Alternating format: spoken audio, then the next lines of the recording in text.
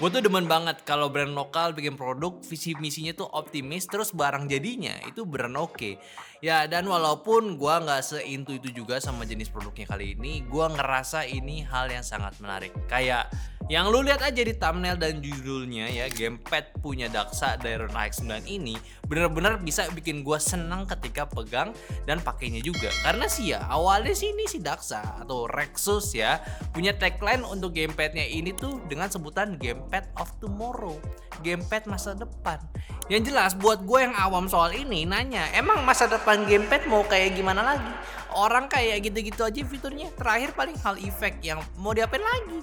Dan ternyata nggak sampai itu aja. Emang sih produk yang kalau kita nggak ikutin terus-terusan, ketika ada inovasi baru, rasanya tuh kayak ketinggalan zaman aja gitu. Menurut lo gimana deh sama teknologi ini? Coba lo komen ya. Kalau kalau analognya itu sekarang udah bisa hot swap, bisa tinggal copot, udah kayak gini aja gitu ya.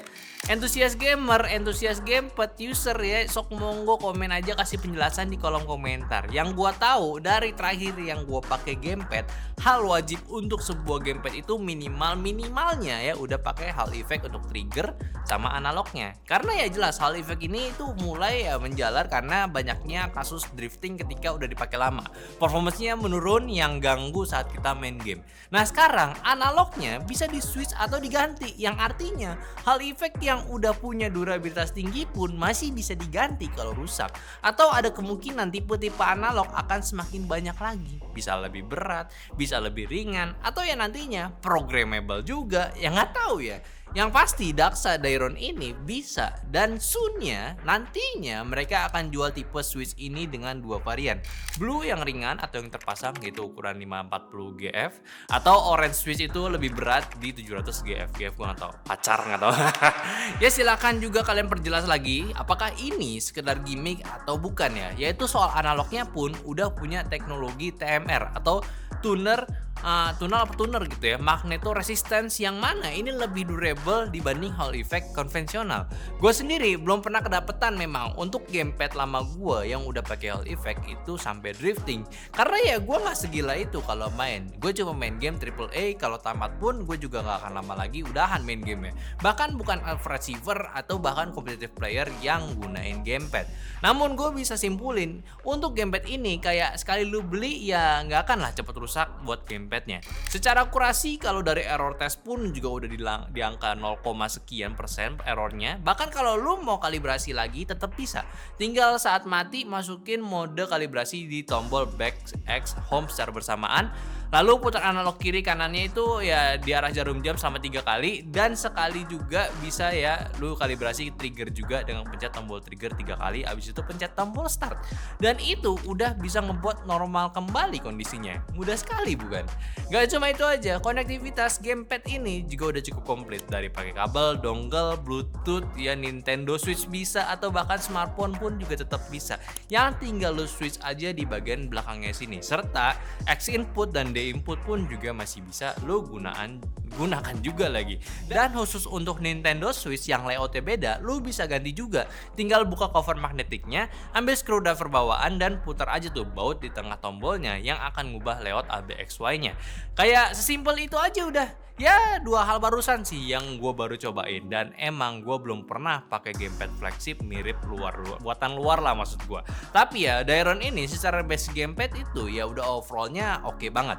Ada satu kekurangannya tapi ya nanti gue kasih tahu. Secara layout gamepad ini ya jelas punya bentuk layout Xbox yang secara tombol itu udah on point, gak perlu kalian adaptasi lagi.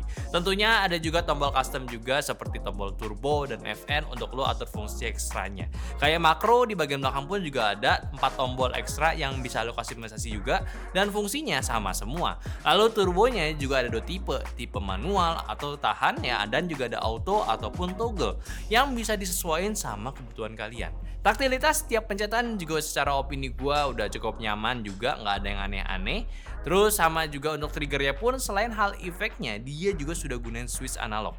Jadi lebih akurat dengan switch mode trigger atau buatan juga bisa. Fisik tombol back sama triggernya pun juga udah ada ekstra tekstur ya yang bikin feel gripnya lebih mantep juga, dan teksturnya pun juga merambat ke bodi belakangnya. Ya secara pemakaian udah enak lah, nggak licin kalau dipakai tepas tangan keringetan. Terus juga ada tombol home juga untuk di sebelah port charging untuk on off si gamepadnya, dan tentu nggak ketinggalan untuk pencahayaan ekstra untuk berikan nuansa gamingnya. Ini bisa kita atur secara selera. Aturnya tinggal tahan aja tombol FN dan pencet kiri untuk brightness, kanan untuk mode lightingnya. Sedangkan pencet atas bawah itu lu bisa gunakan untuk atur vibrasinya.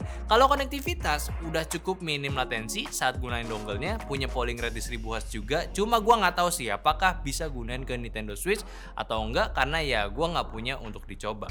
Terus buat baterainya pun kapasitasnya gede di 1200 mAh, jelas irit baterainya apalagi kalau lu matiin LED tambahannya.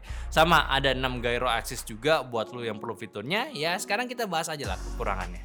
Dan ini sekedar opini aja karena ini brand Daksa ya. Yang jelas ini premium Rectus, otomatis bukan harga gamepad di bawah 500.000 juga. Yaitu nggak ada docking chargernya. Kayak sebenarnya sih ya bukan gua butuh untuk chargernya aja sih, tapi ya buat standnya aja lah. Jadi ya dari style gamepad yang gue cukup suka ini, sayang aja gitu gak ada stand buat dipajang ketika kita nggak pakai gamepadnya. Apalagi translucent white juga terlihat mewah, kayak sayang aja sih nggak bisa jadi display kecuali kita beli lagi docking tambahannya. Tapi memang kalau bisa buat charging plus slot untuk dongle biar lebih deket sih, itu udah fitur ekstra banget. Memang lu nggak akan kehabisan baterai lagi. Cuma memang mungkin targetin gamepad ini bukan cuma untuk gamer PC aja, yang otomatis kan nggak mungkin juga punya docking dengan full fiturnya. Ya kayak nggak perlu, makanya minimal docking aja lah buat nyimpennya. Terus juga satu lagi sih tambahan sebenarnya ya, yaitu untuk customisasi di bagian D-padnya. Karena gue lihat beberapa orang ya udah mulai suka ataupun ubah-ubah style D-padnya juga sih. Jadi ya kalaupun bisa sih ini harusnya jadi nilai ekstra. Tapi baik lagi, dari dua kekurangan barusan, itu fitur utamanya yang jadi nilai utama di Dairon ini udah jelas, durability, analog sama triggernya. Pasti jaminan awet plus bisa switch lagi untuk analognya. Sama juga kemudahan untuk multi koneksi yang udah nggak main pencet kombinasi ini itu buat pindah tipe device-nya. Ya ini sih mempermudah banget. Jadi apakah ini worth it? Well jelas sekali worth it ya. Buat semua user tentunya, kecuali konsol selain Switch kali ya. Udah bisa nyaman pakai ini. Dari performance latensinya udah aman banget ya, kurang apa lagi? Mungkin tinggal lihat harganya aja sih nanti, karena ya jelas lu bisa mending-mendingin gamepad ini dengan level yang setara sama gamepad lainnya. Dan gue udah coba juga buat main game di AAA pakai gamepad ini pun juga cukup fun, gak ada gangguan. Vibratornya pun juga udah kompatibel buat game-game PC yang baru juga. Jadi ya kerasa pula. Ya udah sih, tinggal tunggu rilis aja, cek harga dan beli. Kalau kalian tertarik ya tinggal beli aja. Tapi yang seperti biasa, jangan lupa untuk diskusi di kolom komentar kalau kalian mau ngobrolin soal gamepad yang satu ini.